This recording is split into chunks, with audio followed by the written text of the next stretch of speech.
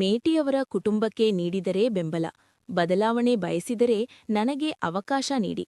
ಬಾಗಲಕೋಟೆ ಹಿರಿಯ ನಾಯಕ ಶಾಸಕ ಎಚ್.ವೈ. ಮೇಟಿ ಅಗಲಿಕೆ ಬಹಳಷ್ಟು ನೋವು ತಂದಿದೆ. ಈ ಸ್ಥಾನಕ್ಕೆ ನಡೆಯುತ್ತಿರುವ ಉಪಚುನಾವಣೆಗೆ ಅವರ ಕುಟುಂಬದಲ್ಲಿ ಯಾರಿಗೆ ಟಿಕೆಟ್ ನೀಡಿದರೂ ನನ್ನ ಸಂಪೂರ್ಣ ಬೆಂಬಲವಿದೆ. ಪಕ್ಷವು ಬದಲಾವಣೆ ಬಯಸಿ ಬೇರೆಯವರಿಗೆ ಅವಕಾಶ ನೀಡುವುದಾದರೆ ನನ್ನನ್ನು ಮೊದಲ ಆದ್ಯತೆಯಾಗಿ ಪರಿಗಣಿಸಬೇಕು ಎಂದು ಕೆಪಿಸಿಸಿ ಸದಸ್ಯರಾದ ರಕ್ಷಿತಾ ಭರತಕುಮಾರ್ ಈಟಿ ತಿಳಿಸಿದ್ದಾರೆ.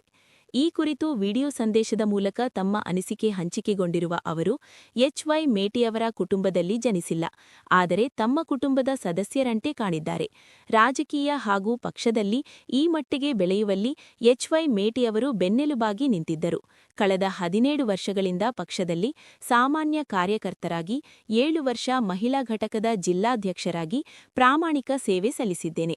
ಈ ಹಿಂದೆ ವಿಧಾನಸಭೆ, ಲೋಕಸಭಾ ಚುನಾವಣೆಯಲ್ಲಿ ಟಿಕೆಟ್ ಕೇಳಿದ್ದೆ. ವರಿಷ್ಠರು ಮುಂದೆ ಅವಕಾಶ ಸಿಗಲಿದೆ ಅಂತ ಭರವಸೆ ನೀಡಿದ್ದರು. ಈಗ ಅಕಾಲಿಕವಾಗಿ ಉಪಚುನಾವಣೆಯಲ್ಲಿ ಮೇಟಿಯವರ ಕುಟುಂಬಕ್ಕೆ ಟಿಕೆಟ್ ನೀಡಲು ಪಕ್ಷ ನಿರ್ಧಾರ ಮಾಡಿದರೆ ನನ್ನ ಬೆಂಬಲವಿದೆ. ಬೇರೆಯವರಿಗೆ ಅವಕಾಶ ನೀಡುವ ಹಾಗೆ ಪಕ್ಷದ ವರಿಷ್ಠರು ಮುಂದುವರೆದಲ್ಲಿ ನನಗೆ ಅವಕಾಶ ನೀಡಬೇಕು ಅಂತ ಮನವಿ ಮಾಡಿದ್ದಾರೆ. ನಮಸ್ಕಾರ.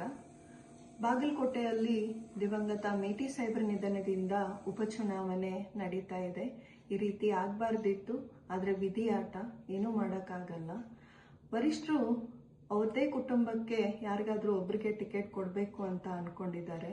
ಅದೇ ನಿಟ್ಟಿನಲ್ಲಿ ಇವತ್ತು ಮೇಟಿ ಸಾಹೇಬ್ರ ಇಲೆಕ್ಷನ್ ಹೆಂಗ್ ಮಾಡಿದ್ದೋ ಅದೇ ರೀತಿಯಿಂದ ಅವ್ರ ಕುಟುಂಬದಲ್ಲಿ ಯಾರಿಗೆ ಟಿಕೆಟ್ ಕೊಟ್ರೂ ಕೂಡ ಅದೇ ನಿಷ್ಠೆಯಿಂದ ನಾನು ಕೆಲಸ ಮಾಡ್ತೀನಿ ಅಂತ ಹೇಳಕ್ ಇಚ್ಛಪಡ್ತೀನಿ.